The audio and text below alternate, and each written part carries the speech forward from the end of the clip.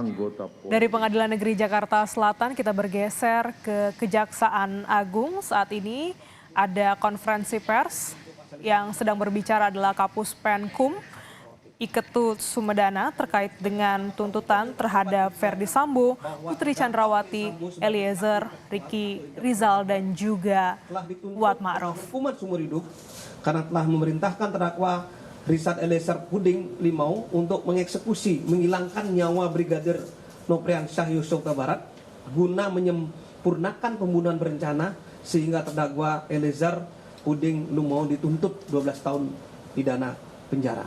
Sementara terdakwa Putri Chandrawati, terdakwa Kuat Ma'ruf dan terdakwa Ricky Rizal Wibowo tidak secara langsung menyebabkan terjadinya menghilangkan nyawa Brigadir Nopriansyah Yosua Huta Barat.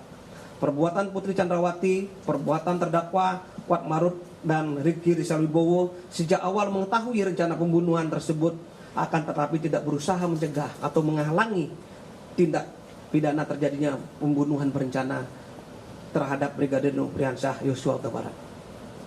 Kemudian rekomendasi dari Lembaga Perlindungan Saksi Korban SPK terhadap Richard Eliezer Puding Limau untuk mendapatkan GC telah terakomodir dalam surat tuntutan, sehingga terdakwa mendapatkan tuntutan pidana jauh lebih ringan dari terdakwa Ferdy Sambo sebagai pelaku intelektual dadar.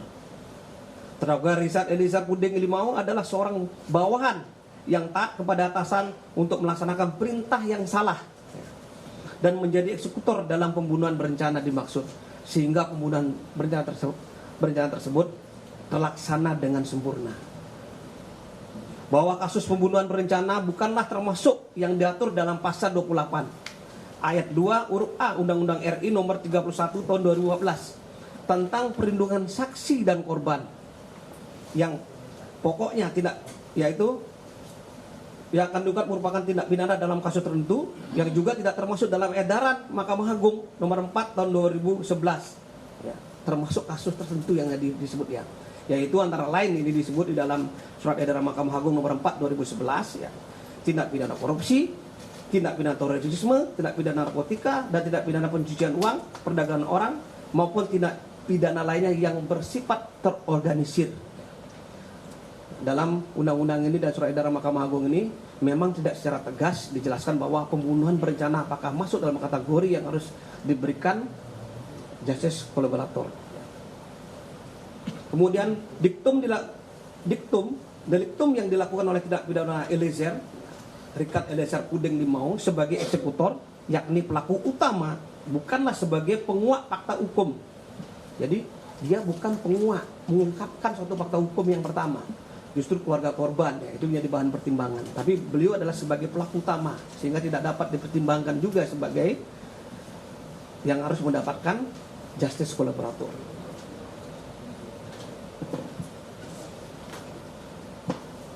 Itu juga sudah sesuai dengan SEMA nomor 4 2011 dan Undang-Undang Perlindungan Saksi dan Korban. Demikian yang bisa saya sampaikan terkait dengan dasar-dasar pertimbangan penuntut umum memberikan hukuman yang berbeda, yaitu sebagai pelaku utama atau intelektual dadar yaitu Ferdy Sambo dengan hukuman seumur hidup, Eliezer tadi dengan hukuman 12 tahun, dan beberapa terdakwa lainnya diberikan hukuman 8 tahun ya, agar tidak menjadi polemik lagi di masyarakat. Selanjutnya nanti akan dilengkapi oleh Bapak Jambidum dan dilengkapi juga dengan Direktur TPUL. Silakan Pak Jambidum Wardah, silakan Pak Jambidum. Nanti sisi tanya jawab. Terima kasih Pak Ketut, Kapus Pen. Kawan-kawan media yang saya hormati, saya yang pertama saya ucapkan terima kasih kepada kalian semua yang telah hadir di kantor kami di Kejaksaan Agung Republik Indonesia. Apa yang disampaikan Pak Ketut itu resume dari apa yang telah saya sampaikan pada beberapa media kemarin. Saya berturut-turut sampai jam 8:30 malam kemarin. Kenapa saya sampaikan itu? Supaya tidak bias ini. Ini penegakan hukum.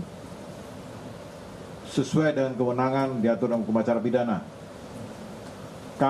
Tugas kami melakukan pembuktian dan proses penuntutan itu. Proses pembuktian itu sesuai dengan ketentuan acara pidana bahwa jaksa membuktikan sesuai dengan ketentuan KUHP 183, 180 KUHP bahwa jaksa telah memperoleh alat bukti yang cukup untuk melakukan penuntutan, untuk menuntut seseorang di depan persidangan. Itu diatur KUHP.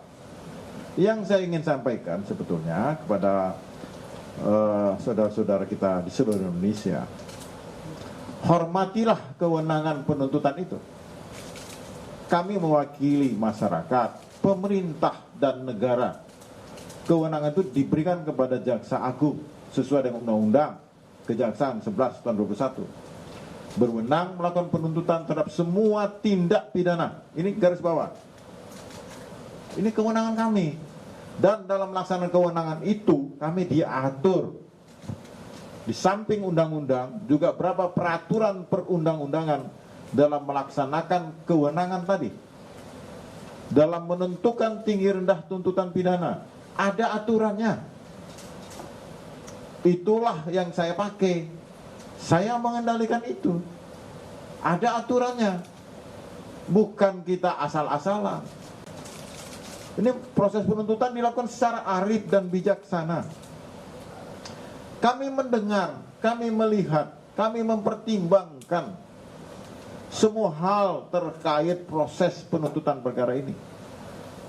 Kami sungguh-sungguh membuktikan, itu kan terlihat bagaimana jaksa dalam proses pra penuntutan menguji hasil penyidikan itu sehingga kami simpulkan memenuhi syarat untuk dilimpahkan. Setelah dilimpahkan, jaksa saya berupaya membuktikan semaksimal mungkin. Kalian bisa lihat persidangan itu. Tapi ketika berapa tuntutan yang pantas diberikan kepada seorang terdakwa itu, ada parameternya. Jelas benar parameternya ada. Kita melihat tentang peran seseorang itu apa. Nggak bisa dong kita menuntut orang tanpa memperhatikan peran dan alat bukti yang timbul di persidangan, yang muncul di persidangan. Ini alat bukti ini kan udah dibuka di depan persidangan. Kalian kan bisa, apalagi sidangnya live. Siapapun nggak bisa membantah itu live. Semua terbuka untuk umum dan bahkan ini sidang luar biasa, live dan dibahas oleh para ahli. Nah, yang ingin saya sampaikan pada kesempatan yang baik ini tentang tinggi rendah tuntutan. Saya tidak mau disebut polemik. Ini Pak Ketut tadi bilang polemik. Nggak ada polemik. Bagi saya, kita ini beda sudut pandang. Itu hal yang wajar dalam proses penuntutan. Kalau korban menyatakan kurang tinggi, maka saya bilang saya berempati pada korban. Kalau terdakwa bilang ketinggian, itu juga hak terdakwa. Nggak apa-apa. Penasihat hukum katanya ketinggian. Itu hak terdakwa. Ini kan proses ini berjalan. Masih berjalan. Ada namanya pledoi. Kita dengar pledoi dari penasihat hukum. Ada replik dari jaksa. Ada duplik. Ada putusan. Masih panjang ceritanya. Makanya saya minta supaya jangan terlalu banyak opini-opini dilemparkan. Ini penegakan hukum.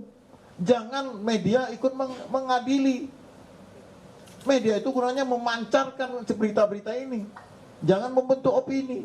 Biarkan hakim berpikir jernih, jaksa berpikir jernih, penasihat hukum berpikir jernih. Nanti hukumannya dari hakim. Jangan kita giring opini ini mengarah kepada sesuatu. Nggak boleh. Hargailah kewenangan penuntut umum, hargai hakim. Dan saya menghargai penasihat hukum mau ngomong apapun silakan, itu hak dia selaku pembela. Tapi dalam proses penggiringan opini itu nggak boleh. Ini kita mengadili manusia. Ya, jangan ada persidangan di luar persidangan resmi. Ini nggak boleh. Ini saya ingin menyampaikan kepada seluruh rakyat Indonesia bahwa Kejaksaan Agung ini memiliki kewenangan yang penuh. Dan kami dalam penuntutan juga ada parameter yang jelas. Tidak bisa diintervensi siapapun. Masuk angin, nggak ada masuk angin.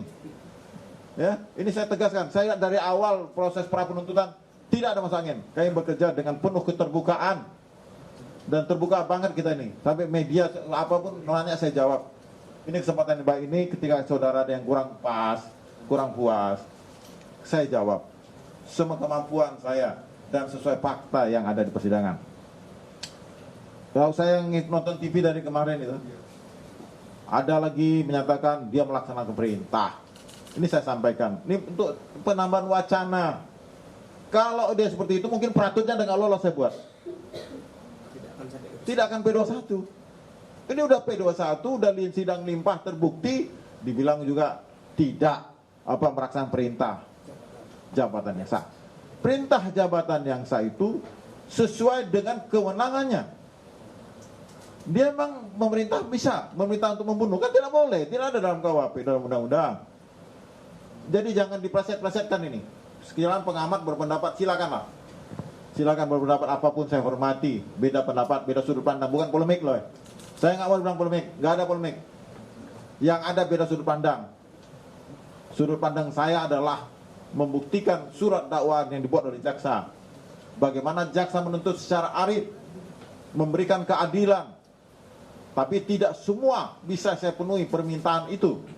Tapi kami punya parameter yang jelas dalam melakukan penuntutan sesuai dengan ketentuan dan kewenangan yang ditentukan oleh undang-undang kepada Kejaksaan Agung Republik Indonesia dan Jaksa Penuntut Umum. Bapak Ibu yang saya hormati, saya rasa saya persilakan kalau ada yang mau bertanya. Silakan teman-teman. Sebentar dulu. Apa mau saya jelaskan? Ke Ibu Surya dulu, baru habis itu semua ditanyakan. Ini nanti ini singkat aja ini. Untuk sekedar nanti aja Pak, jadi kamu Nah, biar nanti sama sekaligus nanti ditanyakan. Ibu Surya ini sekarang. ya sebentar 5 menit. 5 menit. Untuk sekedar keterbukaan kayak misalnya kayak penuntut umum, informasi publik ini. Singkat aja, saya beberapa waktu yang lalu juga kurang lebih 3 bulan yang lalu saya cerita tentang Indosuria. Itu kerugian berdasarkan LHA. Saya kembali kepada bukti. LHA ini kita dapat dari PPATK. Itu kerugian 106 triliun. Masyarakat belum yang rugi. Bukan negara. Uang ini dari masyarakat. Koperasi ini memungut uang, menghimpun uang dari masyarakat tanpa izin. Itu yang dibuktikan jaksa.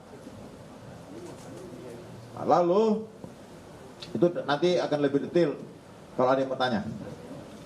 Lalu pada hari Selasa kemarin saya mendapat laporan dari jaksa saya bahwa hakim telah membebaskan salah satu tersangka, Juni Idria.